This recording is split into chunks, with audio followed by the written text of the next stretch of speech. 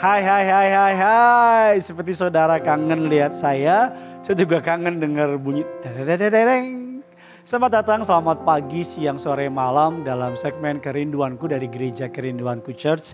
Sebagai gembala, sebagai lead pastor, saya senang bisa kembali menjumpai saudara di rumah, di kantor, atau dalam perjalanan saudara menuju ke tempat kerja, ke sekolah, atau bahkan mungkin saudara dalam keadaan di rumah ataupun di mana saudara berada. Shalom, selamat datang di Kerinduanku, sebuah renungan singkat yang akan kita bagikan pada hari ini. Sebelum kita masuk lebih dalam, mari sama-sama kita mau tundukkan kepala, kita mau bersatu di dalam doa. Bapa yang baik, Bapa yang kami kenal di dalam nama Tuhan kami, Yesus Kristus. Hati kami limpah dengan ucapan syukur. Engkau baik, Engkau setia, Engkau tidak pernah meninggalkan kami.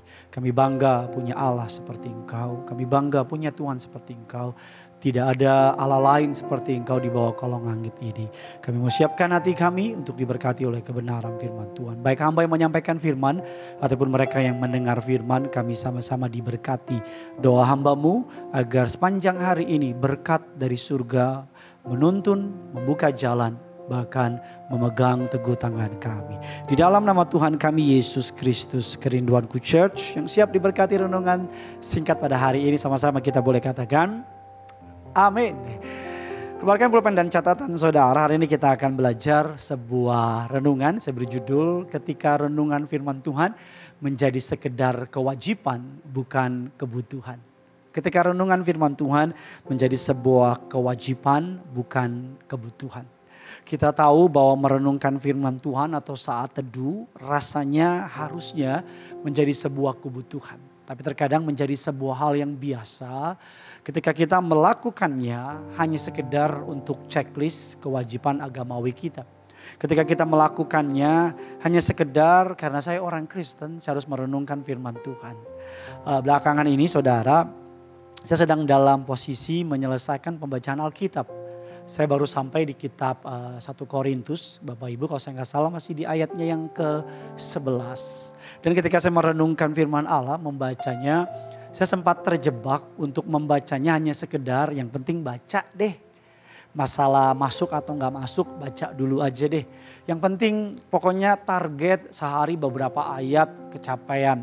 Tapi ketika saya membaca tersebut, Roh Kudus yang manis mulai berbisik secara peran memberikan impresi di hati saya dan mulai bilang bahwa kamu baca buat apa? Kamu baca buat apa? Karena baca firman Tuhan beda dengan baca buku yang lain. Saya gak pernah dengar orang ketika baca buku matematika, fisika atau mafia, matematika, fisika, kimia. Saya gak pernah dengar mereka tiba-tiba hidupnya diubahkan, mengalami perjumpaan sama Tuhan. Betul, secara kepandaian mereka bertambah, tapi secara pengenalan mungkin mereka tidak ngalamin apa-apa. Ketakutan saya ketika renungan firman Tuhan mulai terasa membosankan. Ketika kita merenungkan renungan harian mulai sampai kepada sebuah kewajiban. Di tengah gempuran kesibukan, masalah, ada godaan menjadikan saat teduh menjadi sekedar rutinitas.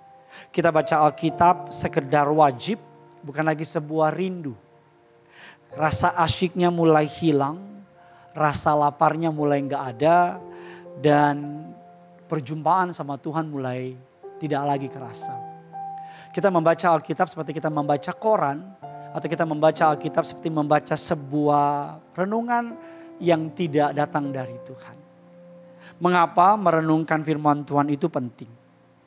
Karena yang pertama, merenungkan firman Tuhan akan menguatkan iman kita. Firman Allah mengatakan dalam Roma 10 ayat yang ke-17, iman timbul dari pendengaran. Dan pendengaran oleh firman Kristus.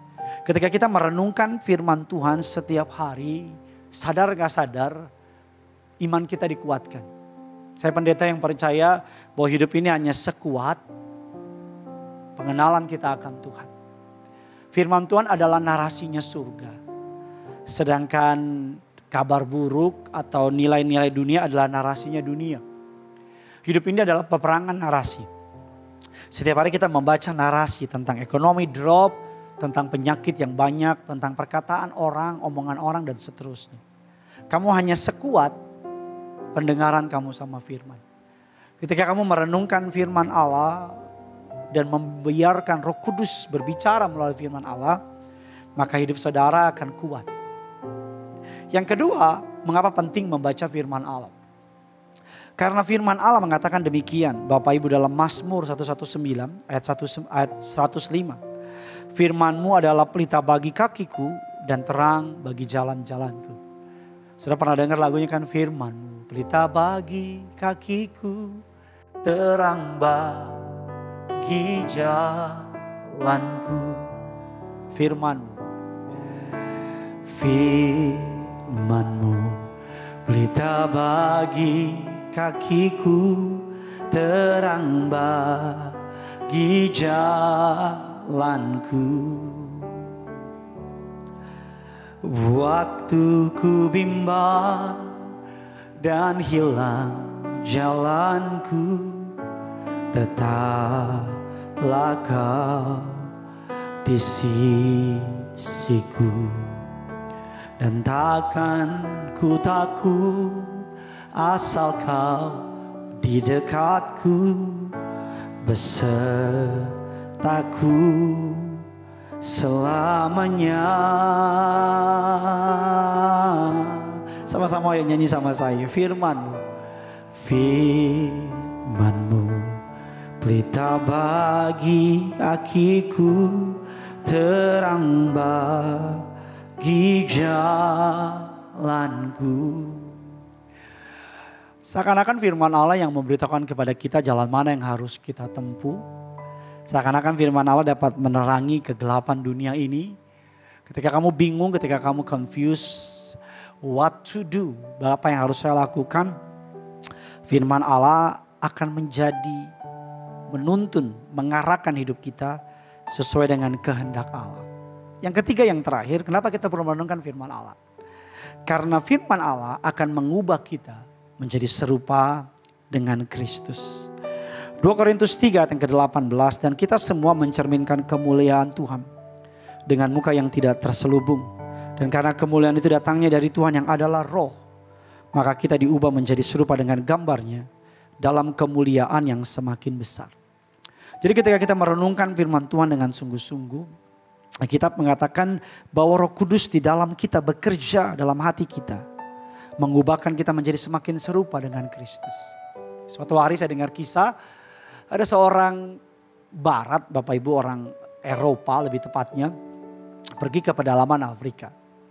Orang ini ateis, Bapak Ibu, dan ketika dia melihat ada seorang, mohon maaf, suku yang sudah kenal sedikit banyak tentang dunia tapi masih cukup terasing, melihat di pojokan sedang membaca Alkitab, dia bilang, karena nih orang ini ateis, dia bilang, gak usah baca itu buku, itu buku cuma dongeng, gak ada kebenarannya. Orang Afrika itu diam. Dan ketika berapa waktu lagi dia lihat lagi masih baca, diketemukan lagi, dia bilang gak usah baca. Itu buku cuma dongeng, gak ada isinya. Diam lagi, sampai beberapa kali orang barat ini bilang itu buku dongeng dan seterusnya. Karena mungkin orang Afrika ini sudah cukup jengah. Dia bilang begini, oke, kalau kamu bilang buku ini dongeng, gak ada isinya, gak ada faedahnya, saya akan makan kamu. Karena sebelum saya baca buku ini, kami suku kanibal, kami suka makan orang. Tapi semenjak misionaris memperkenalkan buku ini, saya menjadi orang yang tidak lagi memakan orang karena itu dilarang oleh firman Allah. Jadi putuskan buku ini ada kuasa atau tidak. Maka orang baru, oh iya ada kuasa.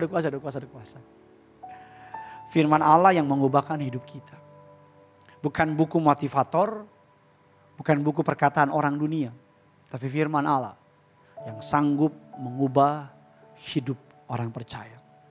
Karenanya, mari renungkan firman Allah.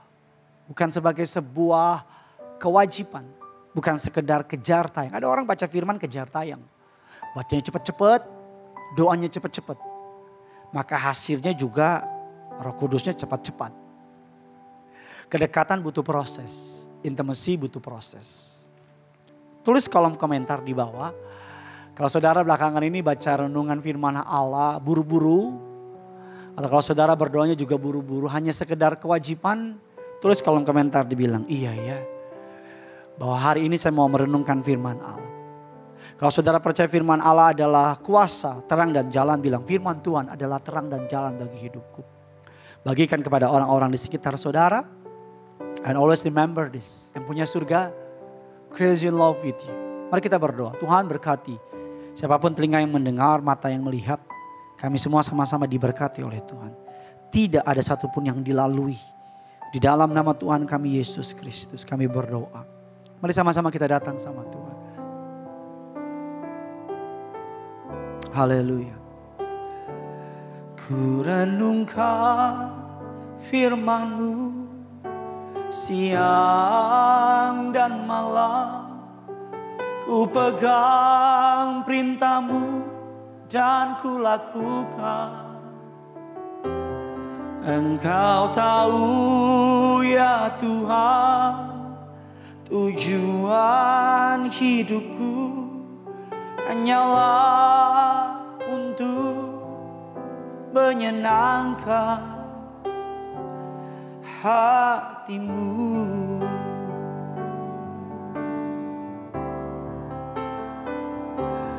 Ku renungkan firman-Mu siang dan malam. Ku pegang perintah-Mu dan ku lakukan.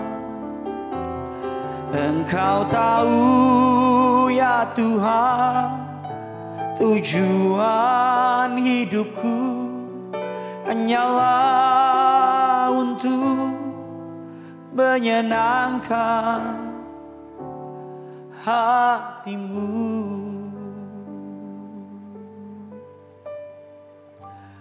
Menyenangkan hati-Mu. Menyenangkan hati-Mu. Yang punya surga, crazy in love with you.